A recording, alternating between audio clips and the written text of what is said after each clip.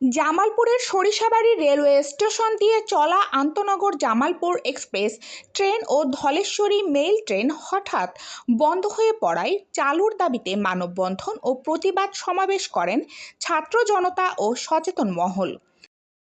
২৮ August বুধবার বিকালে উপজেলার সরিষাবাড়ি রেলওয়ে স্টেশন প্ল্যাটফর্মে প্রিয় সরিষাবাড়ি গ্রুপ ও সরিষাবাড়ি সর্বস্তরের জনগণের আয়োজনে এই মানববন্ধন কর্মসূচি অনুষ্ঠিত হয়। মানববন্ধনে বক্তারা বলেন, গত জুলাই মাসে ছাত্র আন্দোলন চলাকালীন সময়ে জামালপুর এক্সপ্রেস ট্রেনটি অনির্দিষ্টকালের জন্য বন্ধ করে দেওয়া হয়। পরবর্তীতে সেই ট্রেনের রেক ব্যবহার করে পার্বত্য এক্সপ্রেস ট্রেন হিসাবে ঢাকা হতে সিলেট রুটে যাতায়াত করে। পাশাপাশি ধলেশ্বরী মেইল ট্রেনটিও বন্ধ হয়ে আছে।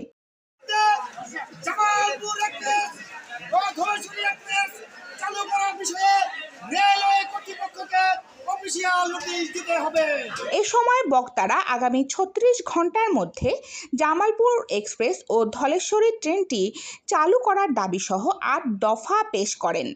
অন্যথায় কঠোর কর্মসূচি গ্রহণ করার হুঁশিয়ারি দেন তারা।